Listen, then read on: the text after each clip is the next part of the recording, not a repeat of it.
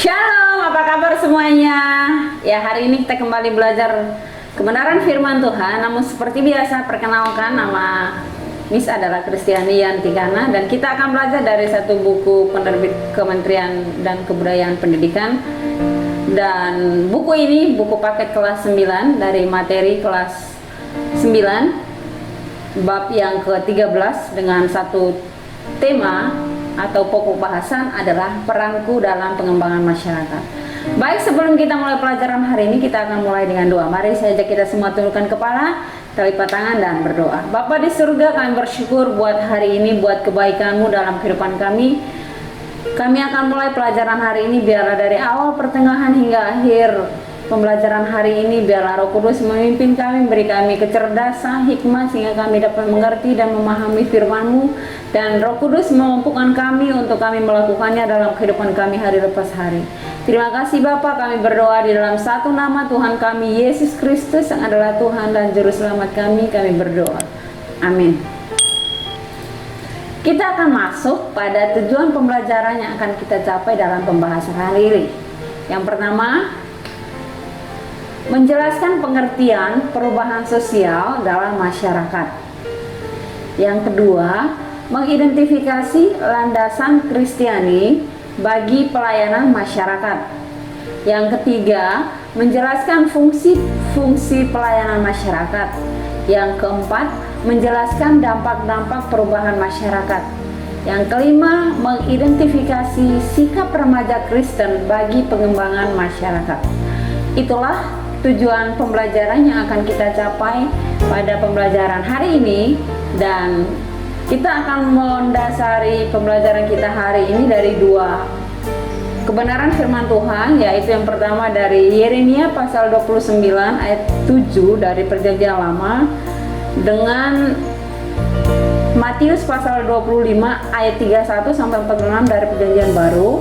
Nah, Matius ini kalian baca di rumah ya, di mana ini cerita mengenai penghakiman Kristus yang akan datang bagi setiap orang.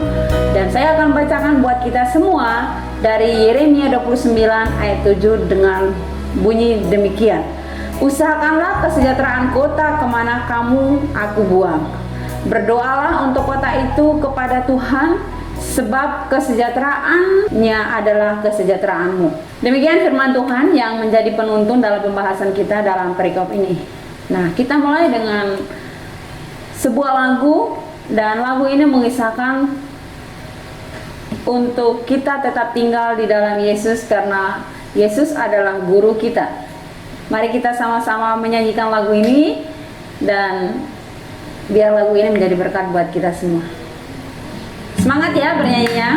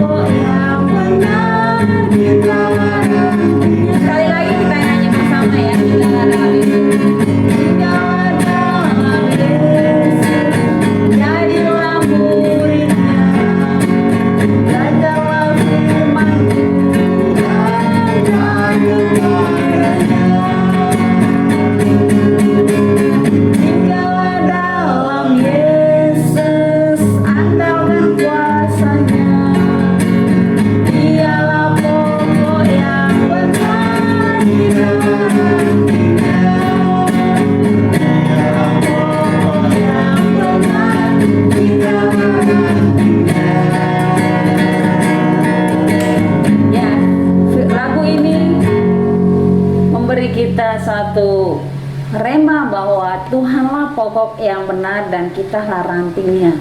Kalau kita tinggal dalam Kristus, maka kita akan berbuah banyak, karena Yesus adalah pokok anggur kita yang benar. Kita akan masuk pada kegiatan yang pertama, yaitu bermain peran. Bacalah Matius 25 ayat 31 sampai 46. Kemudian buatlah skenario atau alur cerita singkat dengan menggunakan bahasamu sendiri yang sesuai namun kreatif berdasarkan bacaan Alkitab tersebut. Perankan di depan media sosial yang akan dibahas oleh Bapak Ibu guru dan kalian semua. Adapun tahapan sebagai berikut. Yang pertama, buat skenarionya, lalu kalian latihan, bisa diskusi melalui media sosial, lalu dibacakan dan didiskusikan. Nah, dengan dipimpin oleh Bapak Ibu gurumu, tanggapilah penampilan kelompok tentang skenario yang sudah ditentukan. Nah, bahan yang harus didiskusikan yang pertama, mengapa ada pemisahan antara orang-orang disebut domba dan mereka yang disebut kambing? Yang kedua, apa yang menyebabkan mereka yang tergolong kambing gagal mengenal siapa raja itu sebenarnya? Yang ketiga, apakah mereka yang tergolong domba tahu bahwa yang mereka layani dengan memberi makan, minum, dan pakaian itu adalah sang raja itu sendiri? Mengapa demikian? Dan yang terakhir, siapakah yang dimaksud dengan sang raja itu sendiri? Nah, inilah yang akan kalian diskusikan dalam diskusi yang akan kalian diskusi melalui media sosial kalian. Kita masuk dalam pengantar dalam pembelajaran kita hari ini. Setiap orang Kristen, baik tua, muda, termasuk remaja, merupakan anggota masyarakat yang saling berhubungan dan saling menolong serta mendukung. Kebebasan yang kita peroleh dalam rangka menjadi dewasa tidak dapat kita pakai semaunya tanpa memperhitungkan orang lain di sekitar kita. Hidup bersama dengan orang lain membutuhkan sikap-sikap tertentu, terutama kesediaan untuk berperan serta mengembangkan masyarakat. Dalam realitas, kita hidup dan tinggal di tengah-tengah masyarakat yang mempunyai banyak sekali persoalan sosial seperti kemiskinan, kebodohan, kriminalitas, narkoba, konflik, tawuran, pornografi, dan pencemaran lingkungan. Dalam konteks seperti itu, kita harus menunjukkan kepedulian kita sebagai remaja-remaja murid Kristus. Kita semua dipanggil untuk mengambil bagian dalam pekerjaan Tuhan Yesus untuk mengembangkan pelayanan yang menyentuh semua aspek kehidupan, baik pada aras personal maupun sosial. Bagian B, kita akan belajar mengenai remaja di tengah masyarakat adalah suatu realitas. Biasanya remaja suka hidup berkelompok. Di dalam kelompok itu, para remaja dapat belajar untuk menyesuaikan diri dengan lingkungan sosial yang lebih luas, yaitu masyarakat. Kelompok yang ada dianggap bukan saja untuk mencapai tujuan hidupnya, namun sekaligus juga merupakan tempat untuk bertumbuh dan mengembangkan kepribadian. Pada umumnya, dalam pertemuan kelompok, remaja tidak hanya duduk termenung atau mendiskusikan hal serius, tetapi juga sibuk dengan berbagai kegiatan yang menunjang pribadinya. Di dalam kelompok tersebut akan timbul hubungan persahabatan. Remaja pun berinteraksi di dalam kelompok-kelompok mereka. Di sini terjadilah saling memengaruhi yang signifikan di antara teman-teman sebaya. Remaja pun mengalami berbagai perubahan di dalam proses pertumbuhan mereka. Mereka juga belajar bagaimana menjalankan perannya di tengah masyarakat. Para pakar psikologi setuju bahwa terdapat kelompok-kelompok yang biasanya berbentuk pada usia remaja. Kelompok-kelompok tersebut dapat diidentifikasikan sebagai berikut. Yang pertama, kelompok sahabat karib. Kelompok sahabat karib biasanya terdiri dari 2-3 remaja. Dalam kelompok tersebut pada umumnya terdiri dari remaja dengan kesamaan jenis kelamin. Jadi ada kelompok sahabat karib laki-laki dan kelompok sahabat karib perempuan. Kelompok sahabat karib merupakan kelompok remaja dengan ikatan yang kuat. Pada umumnya mereka bergabung karena memiliki minat dan kemampuan maupun kemauan yang cocok. Kelompok ini juga disebut sebagai peer group. Yang kedua, klik atau kelompok persahabatan. Klik biasanya terdiri dari 4 sampai 5 remaja. Mereka bergabung karena penyatuan dua pasang sahabat karib. Mereka pada umumnya adalah para remaja awal usia 11 sampai 14 tahun.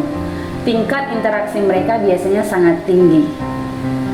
Yang ketiga, crowd atau kelompok banyak remaja. Crowd biasanya terdiri dari banyak remaja. Oleh karenanya jarak emosi di antara mereka agak renggang. Kelompok ini biasanya terdiri dari remaja laki-laki maupun perempuan yang memiliki perbedaan kemampuan, kemauan maupun minat. Biasanya mereka memiliki rasa takut karena diabaikan atau tidak diterima oleh kelompok-kelompok lainnya. Yang keempat, kelompok yang diorganisasikan. Kelompok ini merupakan kelompok yang sengaja dirancang dan diorganisasi oleh lembaga maupun orang dewasa. Hal ini misalnya terjadi di kelompok keagamaan atau di sekolah seperti OSIS atau di masyarakat seperti Karang Taruna. Kelompok seperti ini biasanya terbuka bagi sesama remaja.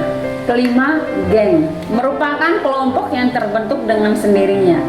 Biasanya terbentuk karena adanya pelarian dari 4 jenis kelompok di atas. Anggotanya dapat terdiri dari sesama jenis kelamin atau dapat juga berbeda. Seringkali mereka menghabiskan waktu untuk menganggur dan kadang-kadang mengganggu sesama remaja yang lain. Hal ini terjadi karena ketidakpuasan yang diterima dari kelompok lain. Ada geng yang agresif bertingkah laku mengganggu, namun juga ada yang bersikap tenang. Ada sejumlah alasan mengapa para remaja ingin bergabung di dalam kelompok. Misalnya karena ingin diterima oleh orang-orang dalam kelompok, atau ingin mendapatkan pengakuan, atau karena merasa kecakapannya belum diterima oleh orang dewasa.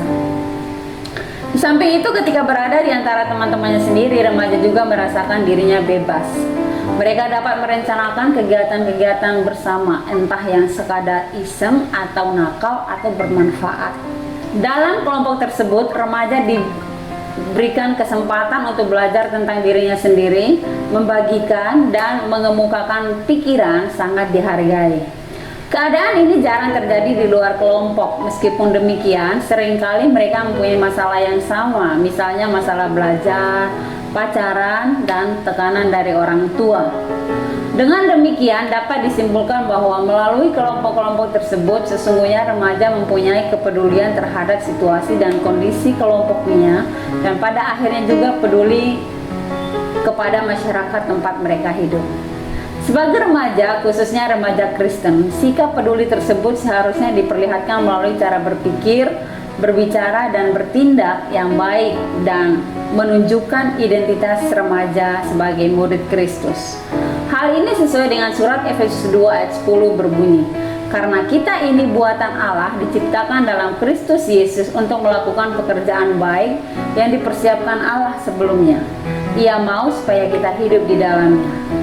Artinya, baik secara sendiri-sendiri maupun melalui kelompok-kelompoknya, para remaja yang sudah lebih dulu menerima penyelamatan dari Kristus, pada gilirannya wajib untuk aktif menyatakan dan mengerjakan pekerjaan-pekerjaan yang baik di dalam kehidupan masyarakat.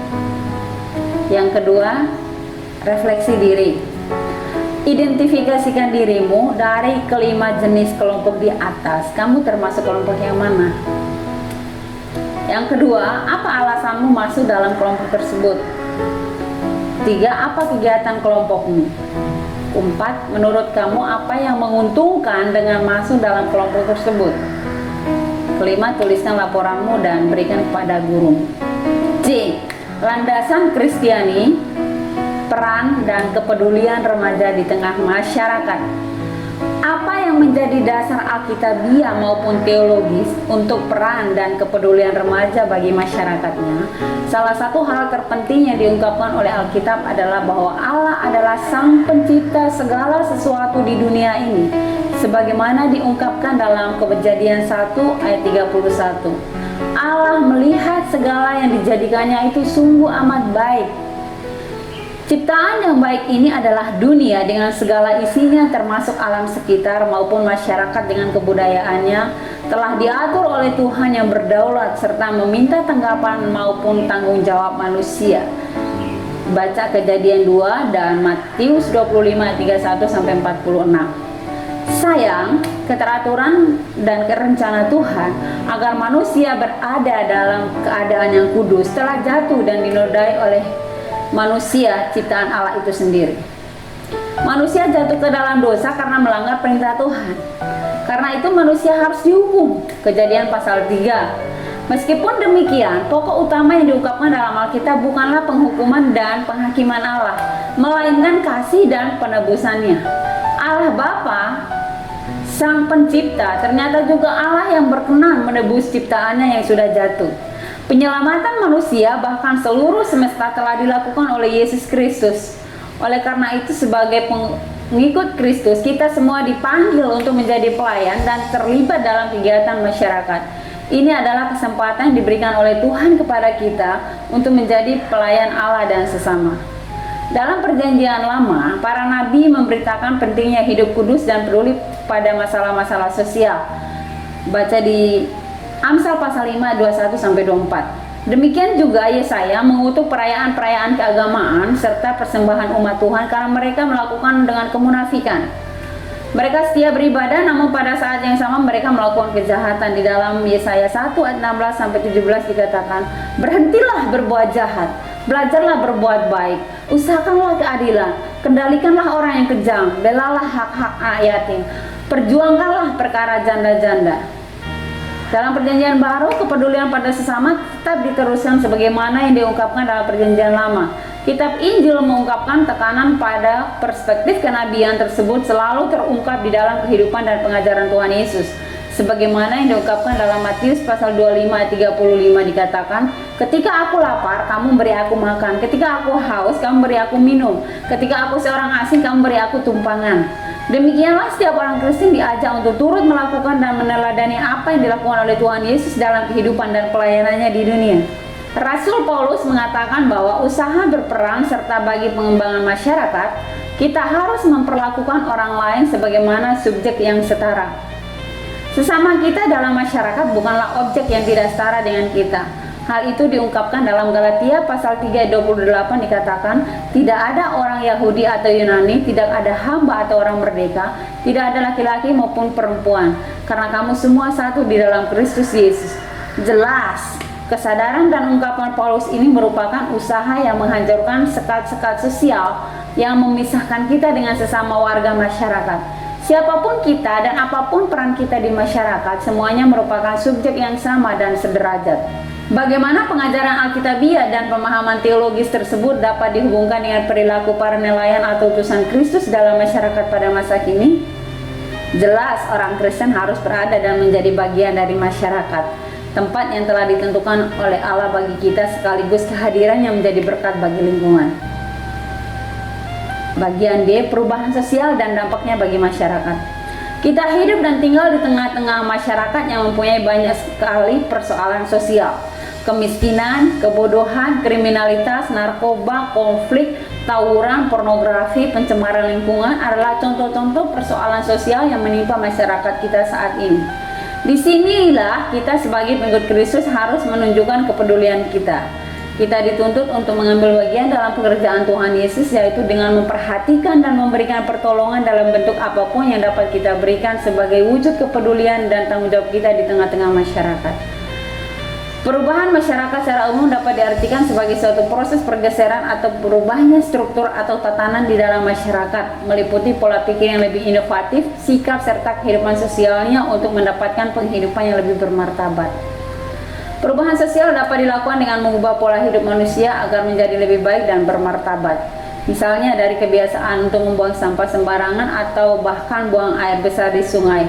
Masyarakat diajak untuk memelihara lingkungan yang bersih dan sehat dan membuang sampah serta kotoran pada tempatnya. Perubahan sosial dapat juga dilakukan dengan membuat orang tidak merasa puas dengan hasil karya yang dicapainya sekarang, sehingga mereka akan mencari usaha untuk meningkatkan hasil kerja mereka. Misalnya, banyak pedagang kaki lima yang bekerja dari jam 5 pagi hingga jam 8 malam. Namun penghasilannya hanya cukup untuk biaya makan satu hari saja. Mungkin orang-orang seperti ini perlu diberikan keterampilan untuk meningkatkan jualannya baik dalam segi kualitas maupun jenisnya, sehingga penghasilan mereka dapat bertambah dan jam kerja mereka tidak usah begitu lama. Bentuk perubahan lainnya adalah perubahan orientasi kerja. Banyak warga masyarakat yang lebih suka beralih ke dunia industri daripada bertahan di pertanian karena di situ mereka lebih cepat memperoleh gaji dan penghasilan lebih terjamin. Namun bila semakin banyak orang meninggalkan dunia pertanian, siapakah yang akan menghasilkan pangan untuk masyarakat kita? Perubahan sosial di sini termasuk di dalamnya perubahan nilai, sikap, dan pola perilaku di antara kelompok-kelompok dalam masyarakat. Dengan demikian, perubahan sosial adalah perubahan unsur-unsur atau struktur sosial dan perilaku manusia dalam masyarakat dari keadaan tertentu ke keadaan yang lain. Tetapi perubahan yang terjadi antara masyarakat yang satu dengan masyarakat yang lain tidak selalu sama. Hal ini dikarenakan adanya suatu masyarakat yang mengalami perubahan yang lebih cepat bila dibandingkan dengan masyarakat lainnya. Perubahan tersebut dapat berupa perubahan-perubahan yang tidak menonjol atau tidak menampakkan adanya suatu perubahan. Juga terdapat adanya perubahan-perubahan yang memiliki pengaruh luas maupun terbatas. Di samping itu juga ada perubahan-perubahan yang prosesnya lambat dan perubahan yang berlangsung dengan cepat. Perubahan sosial dan kebudayaan belakangan ini terjadi dengan sangat cepat karena pengaruh perkembangan informasi dari luar. Gaya hidup yang di kota telah merasuk ke desa. Banyak orang desa merasa ketinggalan kalau mereka tidak mengikuti gaya hidup orang kota. Padahal gaya hidup orang kota belum tentu lebih baik daripada gaya hidup di pedesaan. Di masyarakat luas, materialisme telah merambah luas dalam kehidupan sehari-hari. Uang dan materi menjadi ukuran sukses manusia. Untuk menjadi kaya, orang tidak segan-segan melakukan apa saja, bahkan juga hal-hal yang dilarang oleh hukum dan negara. Misalnya, membabat hutang untuk membuka kebun sawit terlarang, atau menggali tambang batu bara di tempat-tempat yang mestinya menjadi hutan lindung nasional, atau membangun villa-villa di bukit-bukit sehingga menimbulkan longsor dan banjir di kota-kota sekitarnya. Semua ini disebabkan oleh pola hidup yang egoistis yang tidak peduli dengan kesejahteraan bersama. Perubahan sosial budaya sebagaimana diungkapkan di atas, dampaknya dapat mengubah adat, kebiasaan, cara pandang, ideologi suatu masyarakat. Hal ini tentu saja mempengaruhi pola dan perilaku masyarakatnya. Kegiatan 4 ini adalah penugasan. Wawancarailah tokoh masyarakat, misalnya RT, RW, tentang perubahan yang terjadi dalam masyarakat di lingkungannya. Perubahan apa saja yang terjadi dan dampak bagi masyarakat setempat. Tugas ini akan dikumpulkan pada pertemuan berikutnya dengan contoh yang sudah tertata ini ya. Ada nama tokoh masyarakat yang kalian wawancarai, terus tanggal berapa, hari apa, jabatannya apa. Lalu ajukan pertanyaan. Yang pertama, perubahan apa yang terjadi? Mengapa perubahan tersebut dapat terjadi? Bagaimana dampak positif dari perubahan tersebut? Bagaimana dampak negatif dari perubahan tersebut? Bagaimana saran tokoh masyarakat tentang peran remaja di tengah-tengah lingkungannya? Sikap remaja di tengah perubahan sosial. Di tengah-tengah perubahan masyarakat, kita diharapkan mempunyai kepedulian terhadap lingkungan. Rasa peduli adalah ibarat batu bata untuk bangunan yang bernamanya kasih. Tanpa adanya kepedulian, tidak mungkin terdapat rasa kasih kepada seseorang. Apa yang dimaksud dengan kepedulian? Kepedulian adalah kesanggupan untuk peka terhadap kebutuhan orang lain dan kesanggupan untuk turut merasakan perasaan orang lain serta berempati atau menempatkan diri dalam keadaan orang lain. Ini sangat penting ketika kita menerapkan fungsi-fungsi pelayanan Kristiani yang disebutkan di atas. Kepekaan dan kepedulian membuat orang melihat keluar dari dalam dirinya dan menyelami perasaan dan kebutuhan orang lain, lalu menanggapi dan melakukan perbuatan yang diperlukan untuk orang lain dan dunia di sekitarnya. Kepekaan dan kepedulian adalah nilai yang sangat penting dimiliki setiap orang. Pada nilai ini terkait banyak nilai-nilainya, antara lain meneladani Kristus, kejujuran, kerendahan hati, cinta kasih, keramahan, kebaikan hati, kebijaksanaan, dan sebagainya.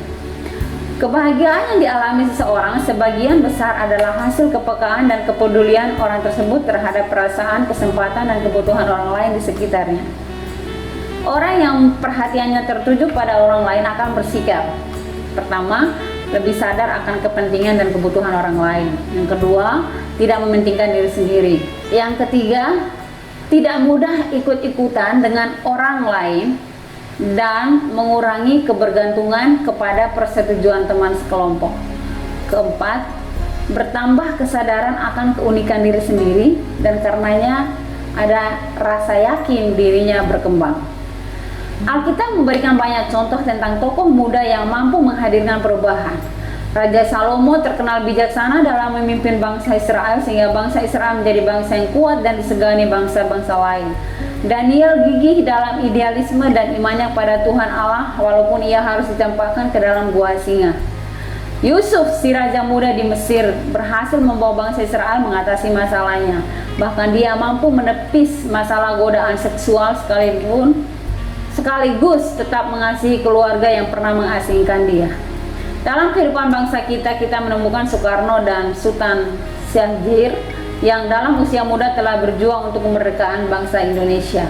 Soekarno ditangkap, diasingkan, bahkan dipenjarakan, tetapi tetap bersemangat dan berani menghadapi penjajah. Syahrir menjadi pemikir yang sangat penting dalam membangun gagasan demokrasi di Indonesia. Masih banyak lagi tokoh muda lainnya di negara kita yang dapat kamu teladani dalam hidup untuk membangun bangsa ini menjadi bangsa yang berintegritas dan kuat. Sebagai remaja Kristen, kita dituntut untuk dapat menjadi pelayan bagi orang lain di sekitar kita. Kita terpanggil untuk menjadi berkat dan teladan bagi orang lain sehingga berguna dan bermanfaat bagi diri sendiri, orang tua, keluarga, tetangga, agama, masyarakat, bangsa, dan negara. Kegiatan kelima adalah membuat clipping. Yang pertama, carilah gambar tentang peran positif orang Kristen di tengah perubahan sosial yang terjadi di masyarakat. Kamu dapat mencari melalui internet dan majalah atau buku, kemudian memberikan penjelasan atau komentar terhadap persoalan tersebut. Tugas ini akan dikumpulkan pada pertemuan berikutnya. Yang kedua, bagian B, bagaimana kaitan peran positif remaja yang kamu temukan itu dengan ayat dalam Yeremia 29 ayat 7 ini? Usahakanlah kesejahteraan kota di mana kamu aku buang, dan berdoalah untuk kota itu kepada Tuhan sebab kesejahteraannya adalah kesejahteraanmu. Bagian F, penilaian. Ada soal yang harus kalian jawab. Yang pertama, Andi Audi Pratama, seorang remaja 16 tahun siswa SMA di Jakarta, tewas dalam sebuah tawuran yang terjadi antara dua sekolah. Akibatnya para pelakunya dikeluarkan dari sekolah. Menurut kamu siapa yang untung dan siapa yang rugi dalam kasus ini? Mengapa?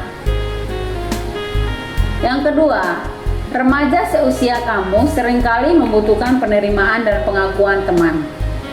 Kebutuhan ini seringkali membuat seorang remaja sulit menerima ajakan temannya untuk melakukan sesuatu yang khususnya yang bersifat negatif. Pernahkah kamu sendiri mengalami hal tersebut? Apa yang kamu lakukan? Apakah kamu punya keberanian untuk menolak ajakan itu? Mengapa? Diskusikan masalah ini dengan teman kamu dalam sebuah kelompok melalui media sosial. Yang ketiga, Tuhan Yesus pernah mengatakan, ketika aku lapar, kamu beri aku makan. Ketika aku haus, kamu beri aku minum. Matius 25:36. Coba sebutkan 2-3 buah perbuatan seperti itu yang pernah kamu lakukan kepada orang lain. Siapakah orang itu? Kalau orang itu ternyata pernah menyakiti hatimu, maukah kamu melakukan perbuatan baik itu? Mengapa? 4. Di atas dikatakan bahwa hidup manusia itu bersifat holistik. Holistik itu artinya keseluruhan. Apakah artinya itu? Apa dampaknya dalam hubungan kamu dengan sesama? Ya, nanti kalian diskusi melalui media sosial kalian. Oke, kita masuk dalam rangkuman pada pembelajaran kita hari ini. Sebagai orang Kristen, sikap peduli terhadap situasi dan kondisi yang menimpa masyarakat tempat kita hidup bersama merupakan tugas dan panggilan kita. Sikap peduli itu harus kita perlihatkan melalui cara berpikir, berbicara, dan bertindak yang baik dan menunjukkan identitas kita sebagai murid Yesus. Kita dituntut untuk dapat menjadi pelayan yang efektif bagi masyarakat di lingkungannya. Kita dipanggil untuk menjadi berkat dan teladan bagi orang lain, orang tua, keluarga, tetangga, agama, masyarakat, bangsa, dan negara. Masa muda adalah kesempatan yang paling baik bagi kita untuk mempersiapkan diri untuk menjadi pemimpin masa depan dan sekaligus menjadi agen perubahan masyarakat. Ada ayat yang harus kalian hafal, yaitu Matius pasal 5 ayat 13-16. Apa yang dimaksud dengan garam dan terang dunia? Sejauh mana kamu sudah menjadi garam dan terang dunia? Ayatnya dihafal ya. Oke, kita akan menutup pembelajaran kita hari ini dengan satu nyanyian. ucapan syukur kita pada Tuhan, yaitu terima kasih Tuhan. Kita nyanyi dengan semangat sebagai ungkapan syukur kita kepada Tuhan bahwa Tuhan itu sangat baik buat kita. Dan kita mau menyatakan ucapan syukur kita melalui pujian ini. Mari kita nyanyikan bersama-sama.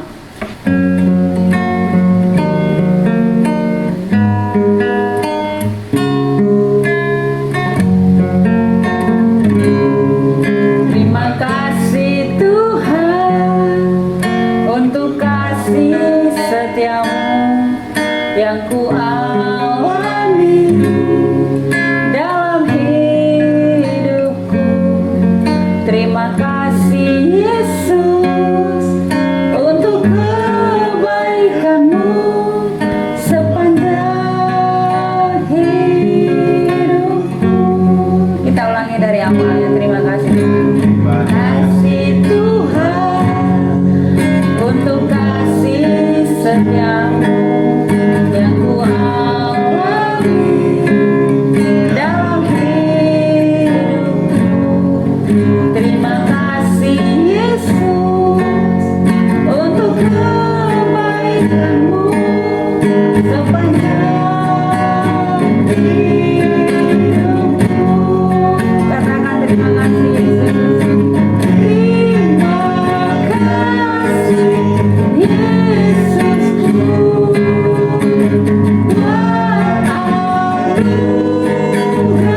Yang kau beri, sebab hari ini Tuhan adakan syukur bagi. Karena saya terima kasih Yesus. Terima kasih Yesusku.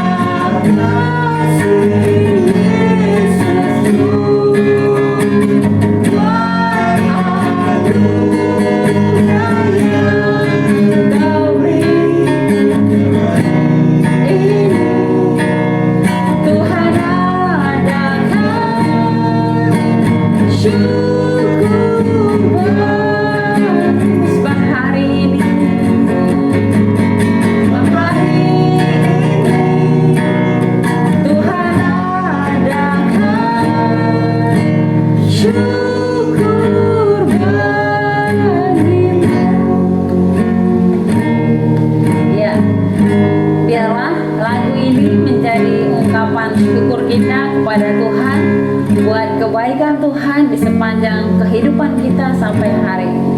Karena kasih Tuhan Yesus tidak pernah dapat digantikan oleh apapun di dalam dunia ini.